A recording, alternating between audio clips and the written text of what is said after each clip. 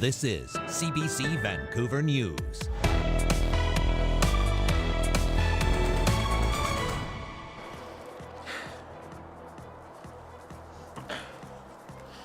The family of a young woman who vanished in the shoe swap 7 years ago retraces the spot her remains were found.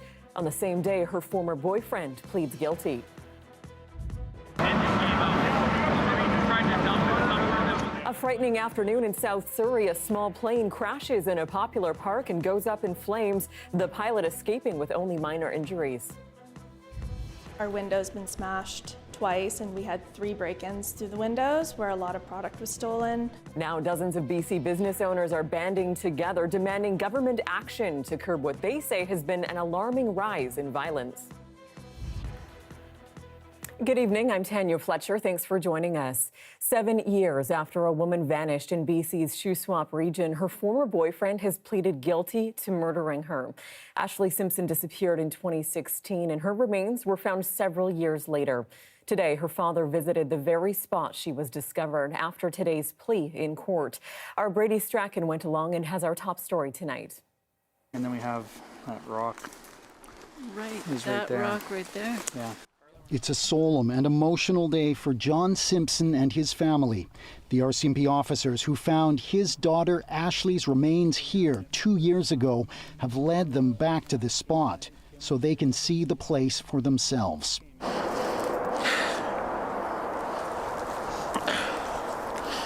Ashley Simpson disappeared in 2016. The 32-year-old had been living with boyfriend Derek Favel near Salmon Arm. He reported her missing, saying she was planning on hitchhiking back to Ontario. John and his family made multiple trips to BC over the next 4 years to look for her, to no avail. But the RCMP found her remains 2 years ago, and Favel was arrested. And then, today, at the onset of his second-degree murder trial, he pleaded guilty. It was wonderful to hear him pleading, you know. I just wish that he would have done it that week, and instead of waiting so long. Today, the court heard how RCMP investigators found Simpson's remains and tied them to Favel. It was a Mr. Big operation where undercover officers befriended Favel, and he confessed to them to killing her. For Simpson's family, it was testimony that was hard to hear. The good part about that Mr. Big operation was he got caught. The bad part is I can't get some words out of my brain that was said, so that I live with for a while. You know. But without that Mr. Big? It wouldn't have happened. Even with a guilty plea, there is still a long road ahead for the family as they wait for justice. Favel's sentencing hearing is set for next February. Meanwhile, they continue to remember Ashley, a daughter with a strong independent streak who they miss dearly. We call her a gypsy, and that's what she was. Yeah. She'd love to explore, do new things, cooking, hiking, fishing. She was just that type of woman that everybody just wanted to be close to. Brady Strachan, CBC News, Salmon Arm. A frightening few moments in South Surrey today. A small plane crashed into the middle of a popular park in the middle of the afternoon. It happened around 2:30 at Blackie Spit Park near Crescent Beach. A small plane went down in a grassy wooded area near the shoreline. It then burst into flames, but luckily the pilot managed to escape relatively unscathed. Surrey Mounties believe that was the only person on board. The pilot was taken to the hospital to be treated for minor injuries. Well, dozens of BC retailers and community groups have formed a public safety coalition. It's called Save Our Streets, or SOS for short. And as Karen Larson explains, it's demanding all levels of government do more to address what they say is a growing public safety crisis in this province. From Nanaimo. We have repeated violent offenders living in plain sight rather than in care or custody. To Metro Vancouver. We know how serious this issue is.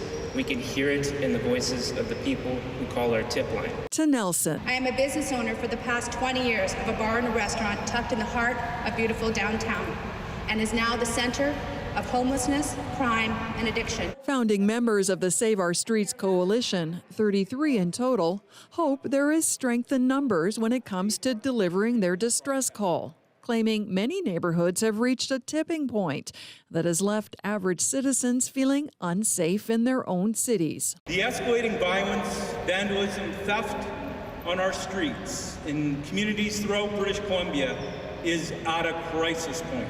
London Drugs lost $10 million to stolen merchandise last year, according to Melman. He says the company is now outfitting some store workers with stab vests in order to protect them from violent shoplifters. We're having to start to introduce this now, and sadly it's having to be either our loss prevention people. Never thought I would have to even contemplate that. This year we've had an increase in break-ins. Lauren Clark co-owns a clothing boutique in Vancouver's downtown east side, where theft and vandalism means she only unlocks the door when a potential customer knocks. Our window's been smashed twice, and we had 3 break-ins through the windows where a lot of product was stolen. The SOS Coalition is calling on all levels of government to work together to address what they see as the roots of the problem: the addiction and mental health crisis, the opioid epidemic, the housing crisis, and chronic offenders. The province says its push for bail reform to keep repeat offenders in jail is proof it takes public safety seriously. Everybody deserves to feel safe in their community, no matter where they are in the province of British Columbia. Karen Larson, CBC News, Vancouver. After 4 years, the coastal GasLink Pipeline is physically complete. TC Energy Corporation says it has finished installing pipe along the entire 670-kilometer route from Dawson Creek to Kitimat. The pipeline is highly contentious, though opposed by environmentalists and hereditary Wet'suwet'en chiefs. They argue the pipeline crosses territory that has not been ceded to the government and that pre-colonial governance structures are still responsible for the land. Well, the Premier has announced BC will make Holocaust education mandatory for high school students. David Eby says the move comes during a frightening time for the Jewish community, citing a rise in anti-Semitic incidents in BC as the Israel-Hamas war continues. The province will now broaden the required grade 10 social studies curriculum. Students will be mandated to learn about the Holocaust when being taught about discriminatory policies and injustices around the world.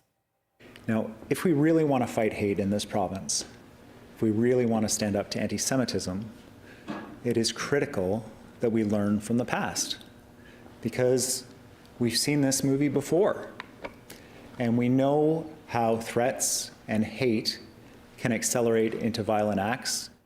The changes will take effect in the 2025-26 school year to allow time for consultation with the Jewish community and other groups. Early childhood educators in BC will get a wage hike starting in the new year, bumping it up to about $28 an hour. We're doing this work because we want to build childcare as a strong core service that BC families can rely on now and well into the future. Along with the raise, those with infant, toddler, or special needs certification can also apply for further grants. The province says it plans to implement a new wage grid at certain childcare centres later this fall.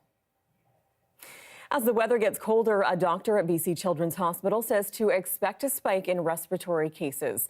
It's based on data from countries in the Northern Hemisphere that already had their winter this year. Both COVID and then the common viruses that we see every fall and winter, such as RSV and influenza. And based on activity in the Southern Hemisphere, we expect that we will see unseasonably high volumes early, sort of as we did last year. He says a child having difficulty breathing is often considered an emergency. Well, cigarette butts are the most littered item in Vancouver. Many efforts to curb the trash have been rolled out over the years, but they've done little to help. And the city now hopes peer pressure might help. The city can do so much in terms of education, and so we and the education and the outreach can reach so many people. I think it's more about if you have a friend or family that smokes, it's more about talking to them about it, encouraging them to use a pocket ashtray, do not litter, changing that type of behavior. We went out and spoke with smokers in Vancouver about how to properly discard their cigarettes. Take a listen. What goes through your mind when you hear cigarette butts #1 littered item in Vancouver? I believe it, and I think it's disgusting. What do you do? I put my cigarette out under my shoe, and then I put it in my purse or my pocket, and I get rid of it later. And when I'm really prepared, I carry a little plastic bag in my bag to put it into. What about those pocket ashtrays you get for free at community center? I haven't seen them in ages. I used to have one. My biggest concern is that the birds will pick up the cigarette butts, and I don't want to contribute to that. Yeah. Why do you think it's socially acceptable still to flick a cigarette butt on the if it's any other item of garbage, we'd be outraged. I don't understand that at all, but people do it all the time. Yeah. Nobody cares. Should the city do more to help with this issue? More receptacles, more advocacy, something? Certainly more receptacles, yes, because you don't see them. I mean, if there's a garbage can nearby, I'll put it out on that and put it in there, but you don't see the standing ashtrays everywhere. People do still smoke, unfortunately. Well, I have just a little foil package that I bought at a tobacco store, and you can just put a cigarette butt out here, and it's fireproof, so it won't catch on fire on you. So I go home and I just empty it. I usually put it back into my my pack, whatever pack of cigarettes or joints or whatever it is, and make sure that whenever I'm done with whatever pack was in there, I throw it in the garbage. Why do you think it's still socially acceptable to flick a cigarette butt? I just think the size of it, the fact this is such a small piece of garbage, makes people think that it's okay to just toss it everywhere. But if you multiply that by the billions, you get a lot of garbage. Final question is there anything more you think a city like Vancouver could do to make it easier to get your cigarette butt waste in the right place? Yeah, I mean, that's a hard one because you got to install like a bazillion amount of garbage bins for that specific purpose. But I guess that will be the main solution, to try to make sure that as much as we have, 3 or 4 different type of garbage bins, we also have one next to a 5th one for cigarette butts. That will be the best, because as long as you have a lot of places to drop it, there's a slight chance that people won't just discard it everywhere.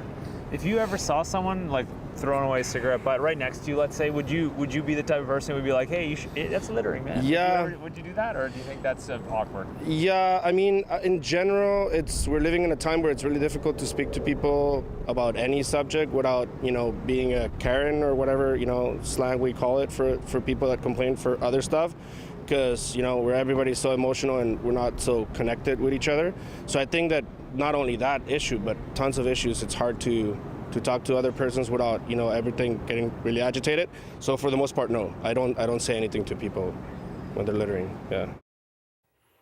Well, tonight, the Vancouver Park Board voted on a plan to keep golf courses as just that, golf courses. The plan rejects the idea of replacing them with housing, as suggested by some advocates and urban designers. There are currently 200 hectares of publicly managed golf course land in Vancouver. Park Board commissioners voted unanimously, though, tonight on a 10-year plan to improve the city's golf courses. Well, just in time for Halloween, we have an inside look at the creepy special effects made for Hollywood. Masters of SFX is a Burnaby-based company, and it's throwing open its doors for a Masters of SFX exhibit, a kind of museum of their past work. Take a look.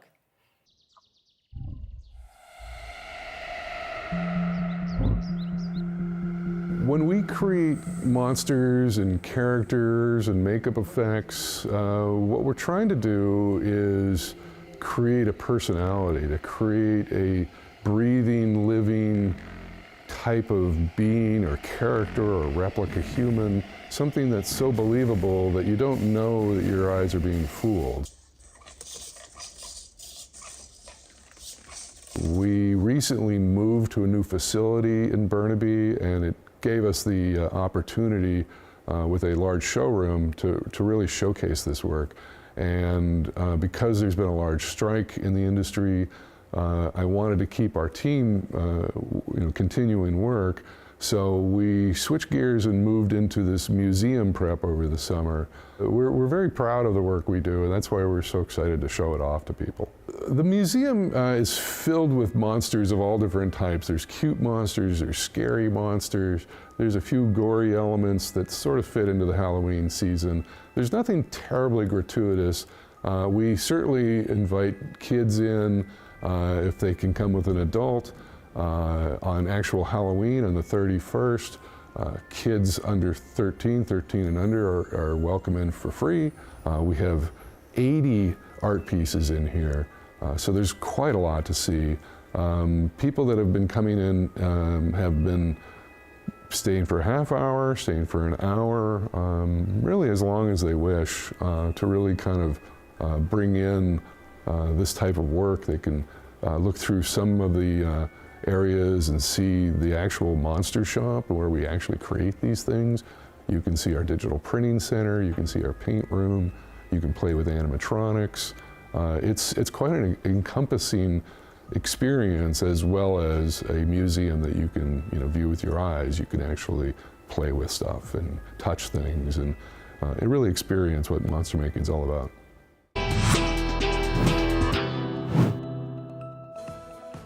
Up next, airstrikes ramp up in Gaza as the World Health Organization calls the war disaster on top of disaster. We'll have the latest from the Middle East after the break. Stay with us.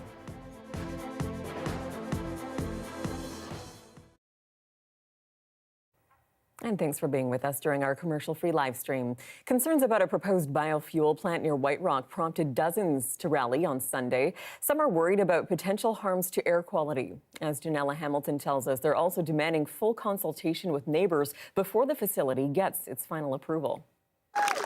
Hundreds of residents from White Rock in Surrey protested at Peace Arch Park Sunday, about 500 meters from the location of a proposed biofuel plant slated to be built on Semiahmoo land. They worry about the potential long-term effect gases from the facility might have on nearby neighborhoods. I think we need to lend a voice to this and make sure that more and more people understand what it is, what the effects or possible effects it could have on the community, as well as the adverse effect to the environment, as well as us and our children. The proposed plant is a partnership between the Semiahmoo First Nation and Andion Global. The facility would be built on a parcel of largely untouched land just north of the Peace Arch border crossing between Highway 99 and Boundary Bay. This is the biggest wildlife reserve in all of Western Canada, all of Western North America. David Hancock is a wildlife biologist who has been studying eagles in the area for more than 70 years. The Little Campbell River that runs through here is a small stream, but it's incredibly productive for salmon. And it all is why there are so many eagles here. It's a rich ecological system. Many say it's the right idea, but the wrong location. It belongs in an industrial area. The Semiahmoo First Nation says the project would provide unprecedented economic opportunity. I certainly applaud the Semiahmoo First Nations for striving and improving their economic activity for their band, but it needs to be done in a way that's more conducive to the neighborhood. Jim Gauk is a former MP and volunteer firefighter. He lives about 900 meters from the proposed location. Recently, I found out I had mesothelioma, and one of the things that I have going for me is I live in an area that has some of the cleanest pure air there is, and now they want to build this biofuel. Andion has acknowledged the possibility of unpleasant smells coming from the plant, but says it would have minimal impact on residents. They have told us the facility will operate at full force in the winter when we don't go outside. These protesters say they will continue to rally against the project until there is proper consultation with those who live nearby. CBC News has reached out to both Andion and the Semiahmoo First Nation for comment. Janella Hamilton, CBC News, Surrey.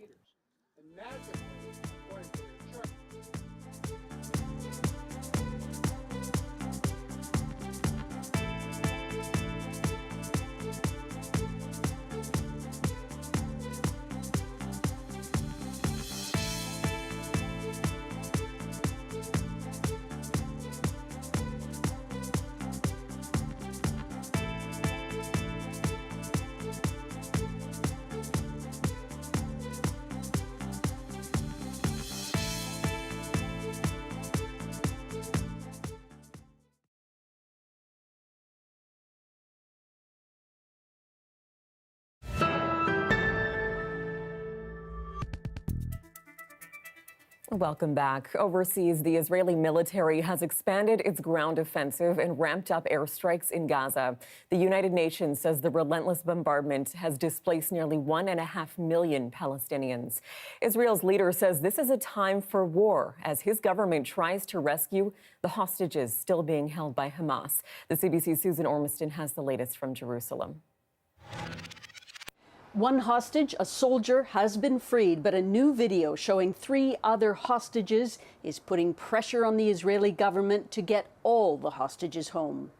In the video posted by Hamas, 3 Israeli women beg for their release, blaming Israel's prime minister for not protecting them, one yelling at him to free them now. It's not known when that video was made and under what pressures. We're all happy to see them alive and looking good.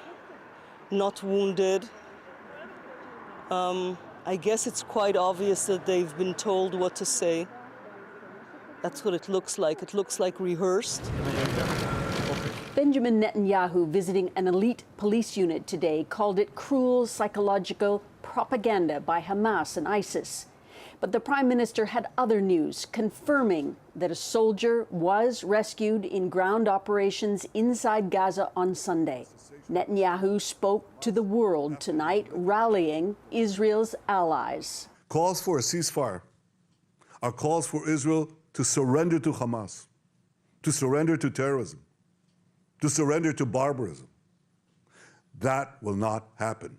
This is a time for a war for our common future.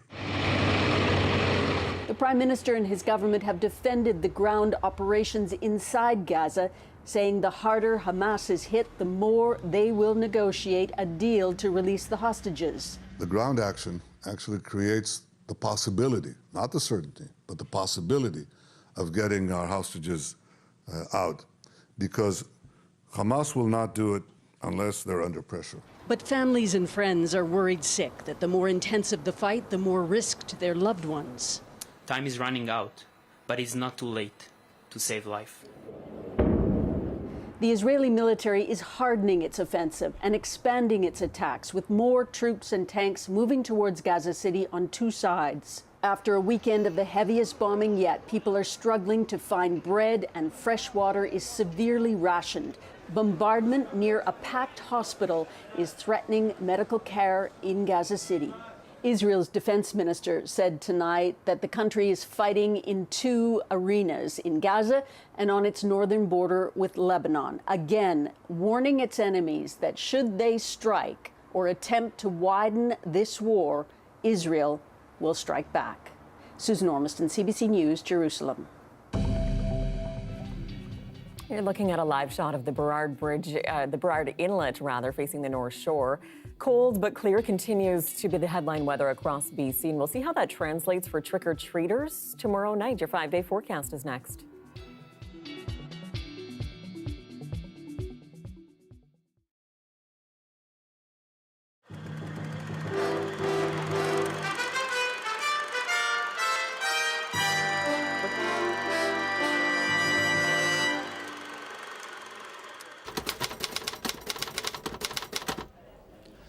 When I first started working here, the majority of people in the newsroom smoked. No longer. People are quitting left, right, and center.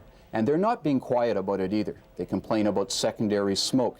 And horror of horrors, this week it looks like there's going to be a vote to ban smoking in the newsroom. I've got to get some ammunition. I say the individual should be left to make up his own mind whether or not he smokes. Unfortunately now there's a very aggressive anti-smoking campaign which is trying to turn smokers into a breed almost of social lepers. Stephen Ayres doesn't smoke, but will defend my right to the evil weed. He heads a group, largely sponsored by tobacco companies, which is fighting back against anti-smokers. Well, for many people, a cigarette, tobacco is a way of coping with life. It's a way of concentrating the mind. And for many people working to deadlines, for example, a cigarette is a way of getting down to the job. And in fact, there is evidence now to suggest that smokers are marginally more productive than non-smokers. A survey in Minnesota found this, much to the anger of the survey sponsors who are anti-smokers. Ayres doesn't question claims that smoking is dangerous for the smoker, but would like to see areas set aside for smokers rather than an outright ban. And he thinks smokers should start fighting back against campaigns like Cold Turkey Day. Last year, we ran a national Busybodies Week. So we had Don't Smoke Day on Wednesday, but on Monday we had Don't Drink Alcohol Day. Tuesday was Don't Put Salt on Your Dinner Day. Thursday was Don't Eat Butter Day. Friday was Don't Take the Dog for a Walk Day. Saturday was Don't Watch Boxing Day. Our day was Sunday, a day of rest, a day for minding your own business and living your own life as you, the individual, thinks best. It would seem that Ayers has some pretty persuasive arguments. There's only one problem. It looks like the non-smokers are going to win the vote in the newsroom. But what the heck? I can adapt.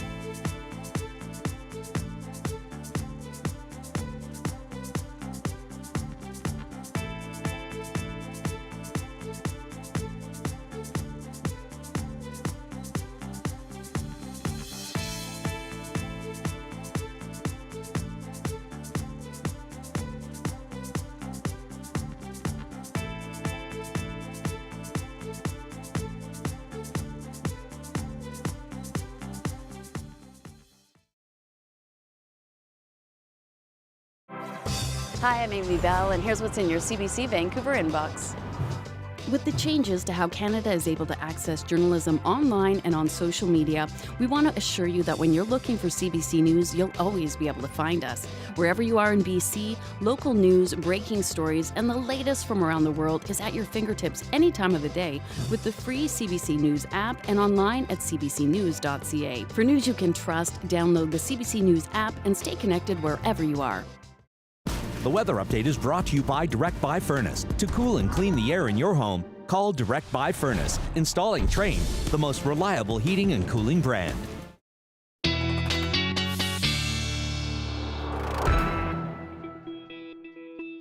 Our Darius Madavi joins us with a look at the forecast. Darius, it's been very cold, certainly, but it sounds like it'll be dry for trick-or-treating tomorrow? Yes, dry and definitely warmer than we were last week, so that's some good news. Actually, if we look here, this is the forecast for around when people will be trick-or-treating tomorrow. So here we are at 5. We've still got temperatures in the double digits here in Vancouver, which is quite nice. Parts of the interior looking quite a bit colder, but better than we were last week. So we'll look on the bright side here.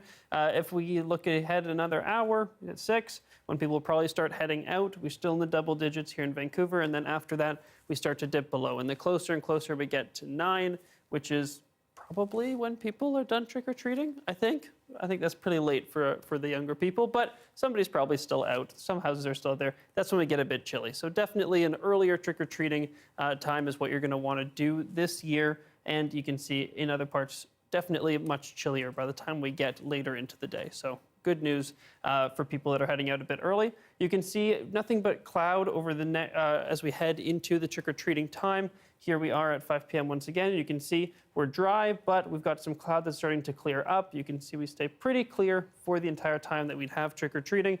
The only precipitation we see is up here in the north with just a little bit of snow. It's not until Wednesday evening that we start to see that big band of precipitation roll in, coming to us here in Vancouver and across much of the south coast. That precipitation pushing its way into the interior. As it hits a lot of the colder parts of the province, it will turn to snow. So be ready for a bit of a wetter midweek that'll continue later into the day, or later into the week as well. So the highs over the next few days, we stick around where we are right now, not much change, but again, warmer than we were last week, so some good news for people that weren't quite ready for the cold. And tomorrow we have plenty of sun, but also mixed with quite a bit of cloud that's starting to build in ahead of that system that's bringing all that precipitation. But here in Vancouver, really nothing to speak of tomorrow, just that cloud. So until later, we see those evening showers Wednesday, plenty of rain Thursday, clearing up for Friday during the day, but then the showers return in the evening. But once again, highs in the double digits. So we'll take what we can get. Yeah, you timed out that Halloween forecast just about perfectly. Thanks, Darius. Thanks, Tanya. And that is your late news for this Monday, October 30th. For news anytime, anywhere, you can download the free CBC News app. You can always find us online as well at cbc.ca/BC. Your next local newscast is on the early edition on CBC Radio 1, starting tomorrow morning at 5 o'clock. Thank you for joining us. Good night.